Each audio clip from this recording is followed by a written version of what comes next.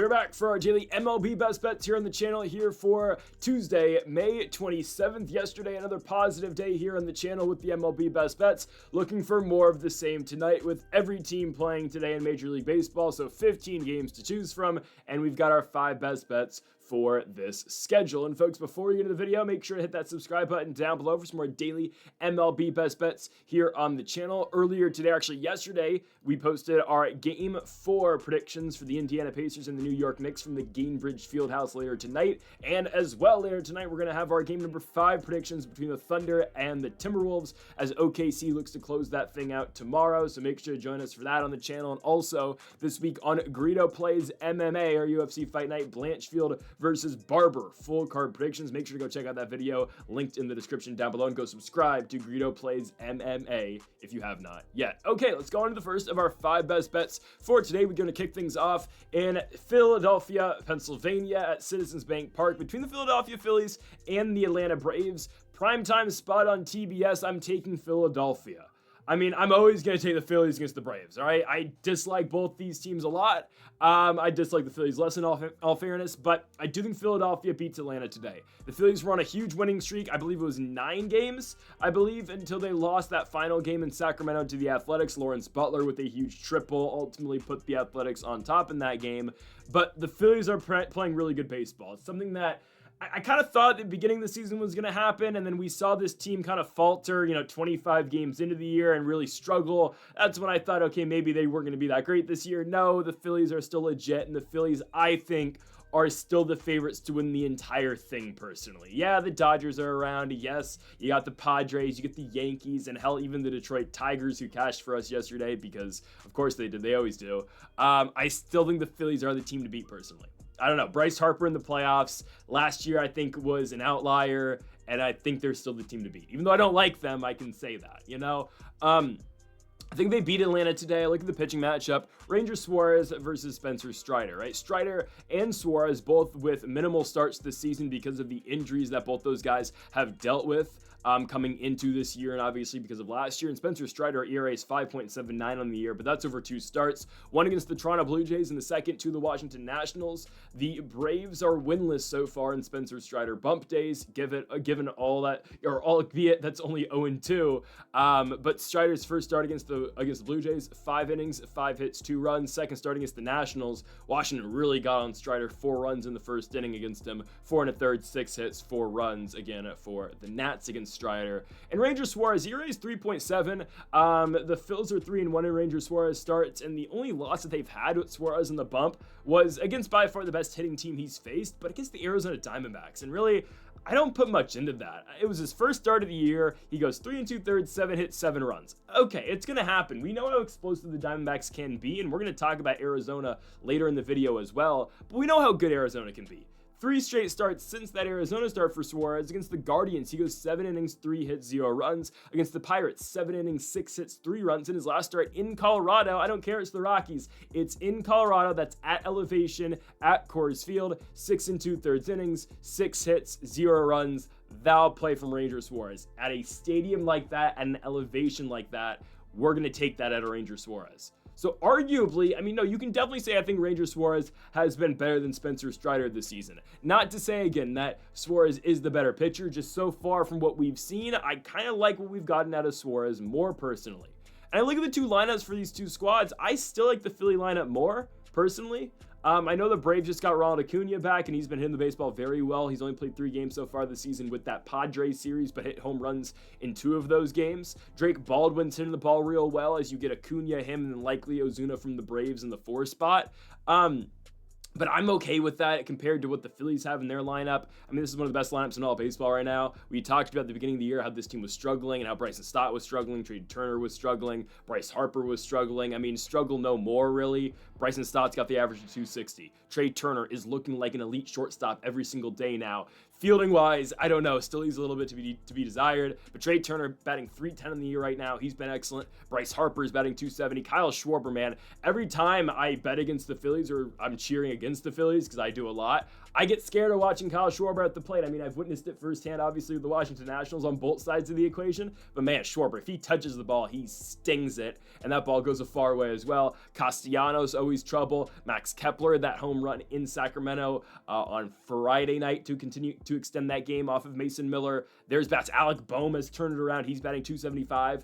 It's a tough lineup, man. There really are no easy outs in the lineup right now for Philadelphia. You combine that with the fact that Strider hasn't been at his best so far, only his third start of the season. And Ranger Suarez, again, has been decent in the opportunities that he's had so far this year as well. I think all things considered, I have to go Philadelphia here. The game is in Philly, and again, as recent history has shown, the Phillies do play fairly well against Atlanta. I know, again, that's just especially a playoffs thing, but still, I'm taking Philadelphia here in this spot. I think the odds are too good to pass up on. Our first game of the day, we get the Phillies as slight favorites at -115. I'm absolutely taking the Phillies at -115 to beat the Braves, again, in our first game of the day. Let's go on to our second best bet of the video as we now move to our nerfy of the day. Yesterday, another nerfy hit in Tampa Bay between the Rays and the Cleveland Guardians. Today's nerfy is -130, so not the best, but it is what it is. We'll make do. -130 here between the Toronto Blue Jays and the Texas Rangers here at Globe Life Field.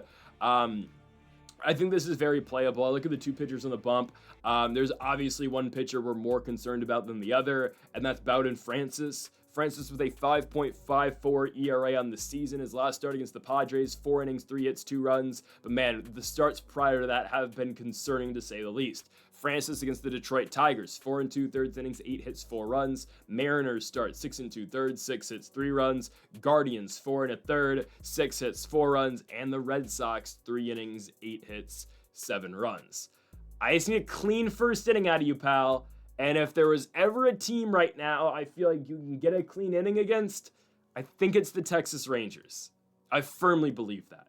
Guys, the Rangers are still struggling mightily at the plate. Hell, Jacob deGrom, I know this is not a hitting thing, but deGrom pitched how many innings yesterday without a strikeout? 5 2/3 and 0 Ks for deGrom is crazy, by the way.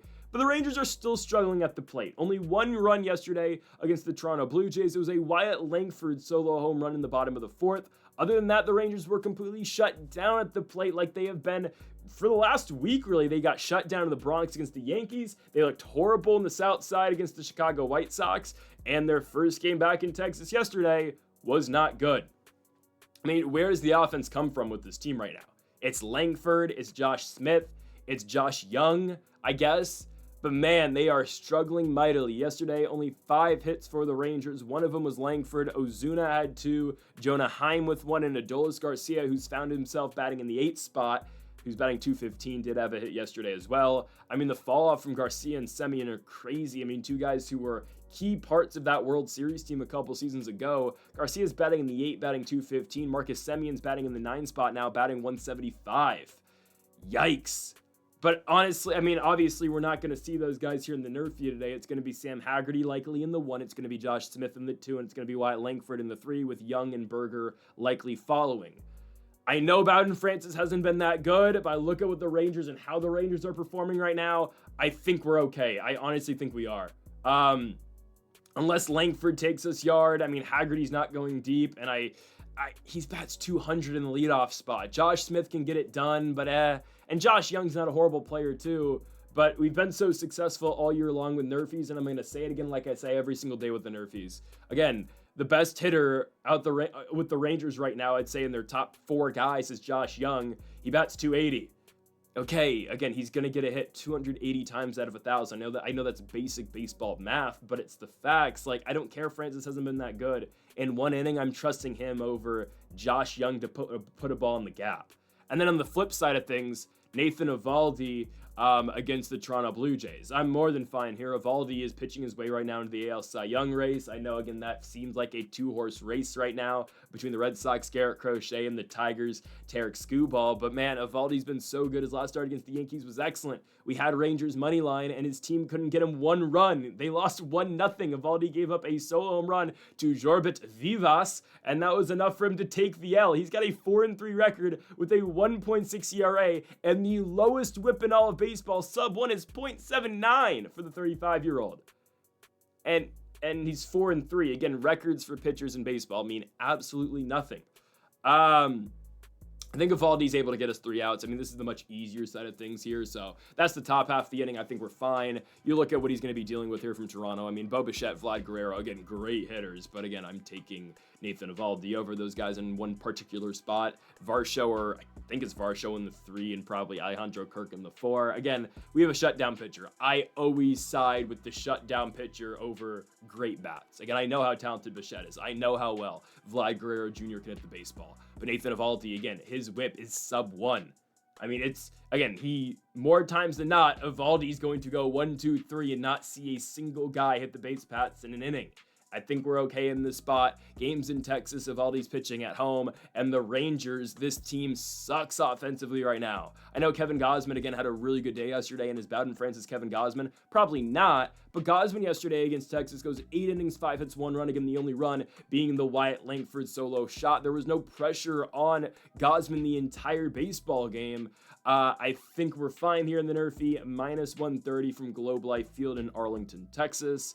Go get us 6 outs, Nathan Evaldi and Bowden Francis. Let's go on to our third best bet of the video. It is our best player prop of the day. We're going to Wrigley Field here for the Chicago Cubs and the Colorado Rockies, and our best player prop is going to be Kyle Tucker on the over 1.5 total bases. I know Kyle Tucker hasn't been lights out like he was at the beginning of the season. I mean, he was in the 330s for a while in the first couple months of the year. I mean, average is down at 280, but Kyle Tucker's still been really good. I'll be honest, this isn't entirely about Kyle Tucker. This is more so German Marquez and how bad he's been.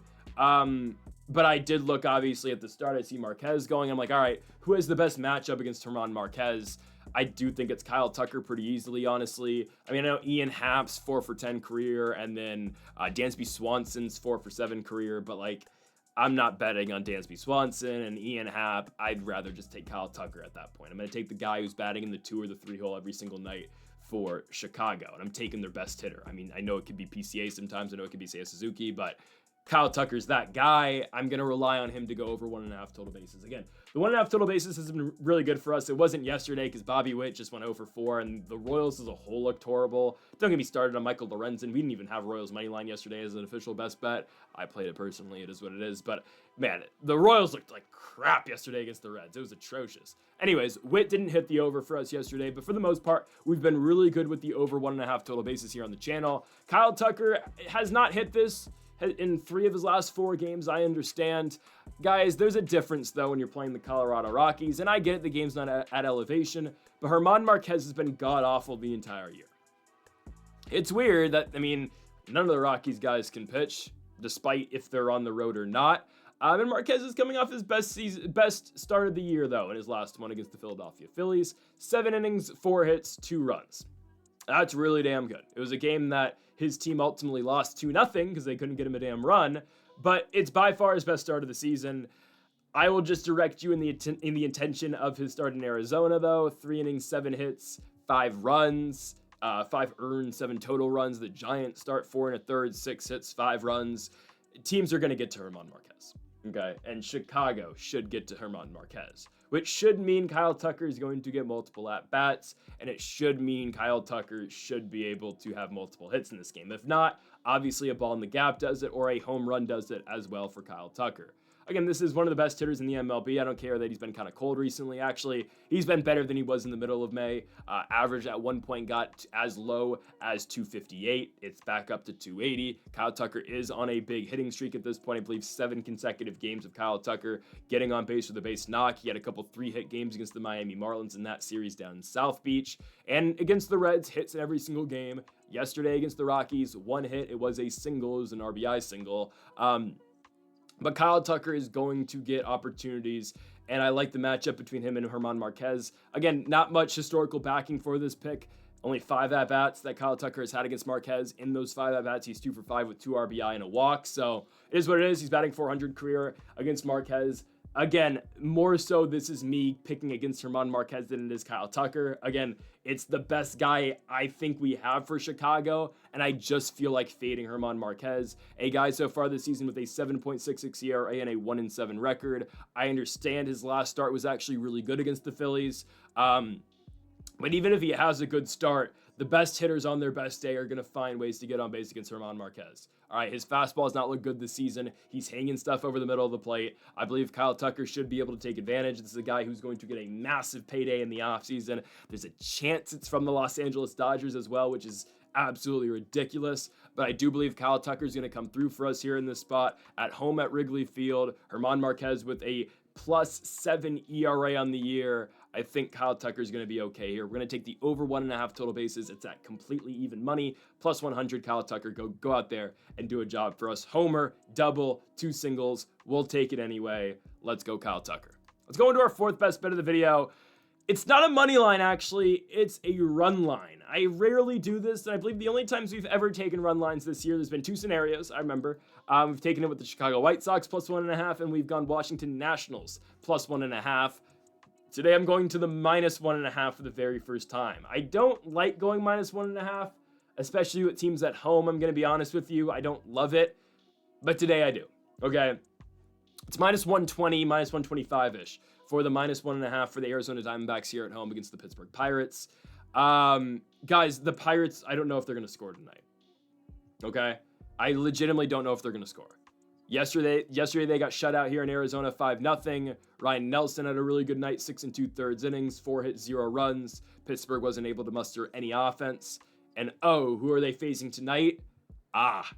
Corbin Burnes. Yeah, it's going to be difficult, especially coming off the last couple starts that Burnes has had. I understand the Dodgers start wasn't great for Corbin Burnes, but it was still very serviceable. 7 innings, 4 hits, 3 runs, 8 strikeouts. 2 starts prior to that, though, my goodness. Against the Rockies, 6 innings, 2 hits, 0 runs. Dodgers, 7 innings, 5 hits, 0 runs. Corbin Burnes at his best is really good, and he's been much better at home this season than he has been away from Chase Field. I don't know if the Pirates are going to score, legitimately. I don't know if they're going to. I look at this lineup. I know O'Neal Cruz, again, when that guy touches the baseball, it's kind of like Kyle Schwarber, right? If O'Neal Cruz gets a hold of a baseball, it's flying. You saw that the other day against the Milwaukee Brewers. He has now the record for the hardest hit ball in the StatCast era. That's what O'Neal Cruz can do. I think there's if I had to put my money on it right now, I think O'Neal Cruz is going to win the home run derby. I think he's going to. I know that's been Pete Alonso's thing for the last 10 years, it feels like now. But I do think that's going to be O'Neal Cruz's win this year. He's not going to get any fastballs blown by him, and he doesn't have to deal with any breaking pitches. So I think O'Neal Cruz will probably just win that this year, and I wouldn't mind seeing it. I think the All-Star Game's in Atlanta? No, I don't even know where the All-Star Game is this year. Anyways, is it LA? Or was that last year? That was last year. Regardless, the All-Star Game to me just hasn't mattered in a while. My team doesn't have usually All-Stars. We had Abrams and Finnegan last year. That was in Texas, I remember. But anyways, 2 years ago, Seattle. Yeah, I think it's LA this year. Anyways, I'm thinking about this too much. Is it LA? I don't know. I apologize. O'Neal Cruz is great. He hits the ball hard, but we're not trusting on this guy to produce any offense. I'm just going to be honest. Again, he will have his occasional big moment. He's still batting .235. Andrew McCutchen's one of their best hitters in general. He has the best average on the team at .260. Brian Reynolds has not been Brian Reynolds this year. He's batting .205. They got Spencer Horowitz batting in the 4. He's batting .200. I mean, what is there to like about this team? I'm so serious. Like, what is there to like here? Arizona, I know they had a rough series in St. Louis. Every game was close, and of course, as soon as we take the Cardinals, they lose yesterday to the damn Baltimore Orioles and dinosaur Charlie Morton on the bump. I thought about going Cardinals again today, but I stayed away from it. Sugano's on the bump for Baltimore. And guys, I've not watched a game live where Jordan Walker's made meaningful contact in a baseball game or had a meaningful hit. I don't know what that guy does. Guys, sorry for the quick tangent. I watched Jordan Walker yesterday swing at 3 pitches, he fouled one off. In the same at-bat, he swung at 3 pitches, 2 balls away from the strike zone outside on sweepers. And then I proceeded to watch him stare at strike 3 down the middle. That's when I just turned the game off yesterday, watching the Cardinals and Orioles. I was like, all right, Jordan Walker, I don't even dislike the guy, but he's the worst hitter in the MLB. He's worse than Josh Bell. I don't understand. How does that guy play every day? Anyways, we know what the Diamondbacks can be at their best. This is an amazing lineup. Ketel Marte, Corbin Carroll, Josh Naylor. I mean, there's Perdomo's batting in the 9 to flip the order over. They've got great bats up and down the lineup. Arizona won yesterday 5-0. And again, I don't think the Pirates are going to play more than 2 runs tonight. Max think they get 2. Do you think Arizona's going to score 4? I firmly believe that. This is one of the better lineups in baseball. They play great at home in Phoenix. Pitching for the Pirates tonight is going to be Mike Burrows. ERA of 7.2 on the year. It's only 1 start. It was in or at home against Milwaukee. He goes 5 innings, 4 hits, 4 runs, 2 homers, 2 walks. You know, that's great. But the Brewers, the Brewers couldn't even hold the Diamondbacks jockstrap right now. I'm just going to be honest, hitting-wise. The Diamondbacks have their flaws, don't get me wrong. They're a 500 team, and I think the Nats... No, we're not going to skip Corbin Burns, are we? No, we are. We're going to miss Corbin Burns, yes, thankfully, I think.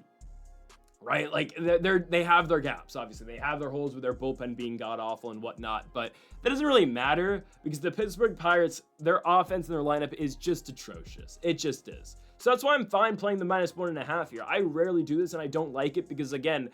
Likely, guys, if things go our way, which I hope they do, the Diamondbacks are only going to hit 8 times. They're only going to get 8 innings of hitting.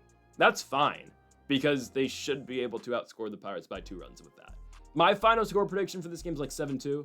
I really think they're going to jump on Burrows, and I think Corbin Burns is going to be shut down for us. So I'm taking Arizona Diamondbacks -1.5 on the run line here in Phoenix. I think it's fine. And that's, again, I'm staying away from money line here because instead we're going with this money line. Washington Nationals money line today, +125. Okay. I want to make this known. I am 0-6 or 0-7. I lost track at this point picking Seattle Mariners baseball games this year in terms of the money lines. I don't understand what's going on. It doesn't matter if I pick the Mariners, if I pick against the Mariners. I always get it wrong. I'm either 0-6 or 0-7. For the purpose of today's video, let's just say we're 0-7. Okay? We're breaking the curse tonight. Okay, maybe I should have just picked Mariners money line tonight so I can make myself feel better tonight by watching the Nationals win a baseball game, but no, we're breaking it. Washington Nationals are going to Seattle, and they are winning. Guys, I have a newfound confidence with the Nationals, okay? They did lose the Giants series, but you know what, guys?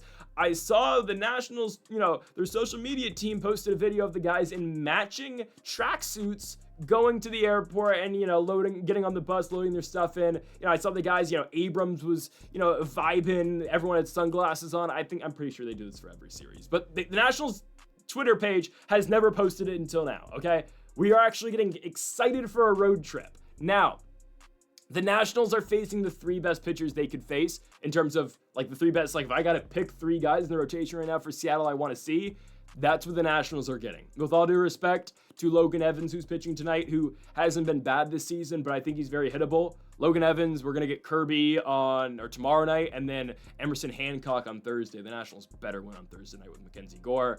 Tomorrow, Trevor Williams. God. I think the Nats I think we can actually sweep this team. I'm not joking. Guys, I'm still not impressed with the Mariners. I'm not. Okay? It seems to me like they've reverted back into their non-hitting offense. Okay? Their non-scoring offense. Last 2 games in that Houston series, we got the non-scoring Mariners. Perfect. Right in time, right? I look at this lineup, nobody impresses me still. I'm so serious. Because, guys, the one guy who did impress me was Jorge Polanco. Polanco's cold right now. He at one point is batting .320. He's now still batting a great .280. But Polanco has not been the spark for this Mariners lineup that they needed at the beginning of the season. I know they're the best team right now, record-wise, in the American League West. They're 29-23. That's a spot where I think of the Rangers. I don't know who's going to figure it out. Because I say maybe the Rangers can figure it out, but they kind of suck. The Angels are really bad again. And maybe it's the Astros. Yeah, they're going to make the playoffs again, aren't they? Anyways,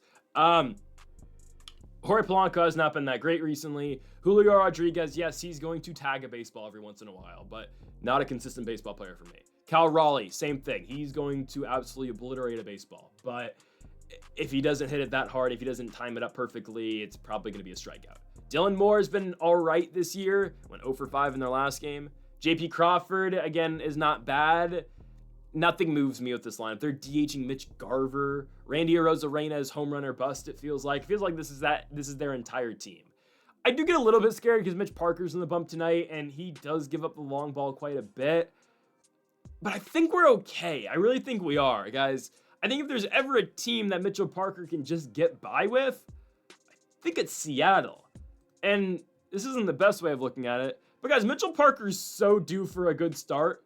Because at the beginning of the season, he was nails. He was lights out. Now, the advanced metrics were kind of telling us that wasn't going to continue to be the case, and it certainly hasn't. His ERA is up to 4.39. But this guy was excellent against the Phillies, against the Diamondbacks, against the Orioles, against the Marlins and Pirates. But his first 5 starts were incredible. We were talking, hey, Mitch Parker, all-star this year. 1.39 ERAs through 5 starts. He was great. Since then, the ERA has been tacked up. The ERA in the month of May so far is 8 for Mitchell Parker. That's fine. He's facing a home run or bust team, right? And I did say earlier, Mitchell Parker gives up the long ball. I don't think that's a fair assessment. I apologize for that. Mitchell Parker gives up a lot of really hard hit balls is what I kind of meant to say, which I don't know if that's better or not. Mitch Parker actually has only given up 2 home runs all season long. Off the top of my head, I believe it is Tommy Pham, I think it's Tommy Pham. And, oh God, I don't remember the second one. It was Atlanta. I don't remember who hit a home run against him in Atlanta. Regardless, it doesn't matter. I think it was Ozuna. But anyways, Parker gives up a lot of really hard hit balls. Seattle's thing to me, I kind of feel like they're just home run or bust. I know that's not entirely how they play. They will have nights where they have, like the last game against the Astros, where they'll have 11 hits and only 2 runs or 3 runs because they can't get anybody across and they are god-awful with runners in scoring position. I don't care either way. I mean, like, I hope they're god-awful with runners in scoring position tonight as well. But I think Parker's going to be serviceable for us tonight. And I look at the Mariners and I see, okay, you know, they're pitching Logan Evans. His first career start ever against the Nats, 3.33 ERA. Last start against the White Sox, he gave up 4 runs against the White Sox. Guys, I watched that team play the Mets yesterday. They can't hit the ball to save their lives. They're atrocious hitting-wise. They're so bad. The White Sox yesterday had so many opportunities with runners in scoring position, they could not get it done, right? Logan Evans gave up 6 runs to the struggling Rangers. He was really good against the Padres, which is an outlier. I don't think Logan Evans is that great. I think the Nats, James Wood, C.J. Abrams and company should be able to come through against the young ready from Ann Arbor, Michigan. Again, Mitch Parker on the bump. I think we're going to be okay. I'm taking Nats money line today at plus 125. I think they should be all right. I don't think Logan Evans is that great. I think he's overperforming a little bit. I think Mitch Parker's due for a really good start at this point. And honestly, after he, kind of imploded early against the Braves last Tuesday, he did settle in and he was pretty solid. Does make me question though, like, when is Josiah Gray coming back? I think that's a Trevor Williams replacement, but even if Mitch Parker continues to go down this downward path, and maybe it's Soroka, even though I think Soroka's stuff isn't all that horrible, regardless, Trevor Williams got to get replaced for Cade Cavalli, and Josiah Gray's got to be back eventually, right? Guys, I haven't seen any updates from Josiah Gray since spring training, and it has been minimal at that. The last update we got from Davey Martinez was Josiah should be throwing against live hitters in July, and I remember last year when he first went down with injury after his 2 starts, Davey said, oh, we're hoping by the time Josiah's back, we should be in a playoff push. Time's ticking, pal. Like, let's get it going.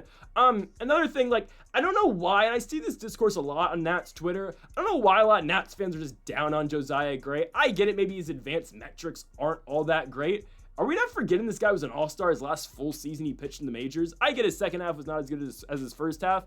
ERA of 3.9, guys, I'm going to take that. I'm not even asking for Josiah Gray to be a 1 or a 2 or even a 3 in our rotation anymore. I just need Josiah Gray to be our 4th or our 5th guy. Because honestly, guys, with all due respect to Mitchell Parker and all due respect to Trevor Williams, I just need Josiah Gray to be better than those 2 guys. And even Soroka, too. But, he just needs to be better than Trevor Williams. Let's just be honest. Which I know he can be. Josiah's 2 starts last year, he was injured. He was dealing with the UCL injury. Obviously got Tommy John. But he should be back soon, right? Strider got injured at the same time as he did, and yet I know Josiah's a little bit more severe, but Strider's pitching today. He's been back for a little bit now. I don't know where Josiah is. I really like Josiah Gray. I'm a huge fan, and I would really like to see that guy pitch again. So that's something that I thought about. I'm like, where is Josiah? We don't get any updates about the guy. The Nats always retweet his tweets, but he has not been in the clubhouse. We've not heard anything about a potential rehab start yet. So I'm just getting a little concerned. Where is Josiah Gray and where is he along right now in his rehab? Anyways, folks, that's going to do it for MLB Best Bet. Sorry about my quick tangent on Josiah Gray. If you have not yet, though, make sure to hit that subscribe button down below for more. Make sure to leave a like if you did enjoy the video. Make sure to comment if you do just great thing in the picks. Thank you all for watching.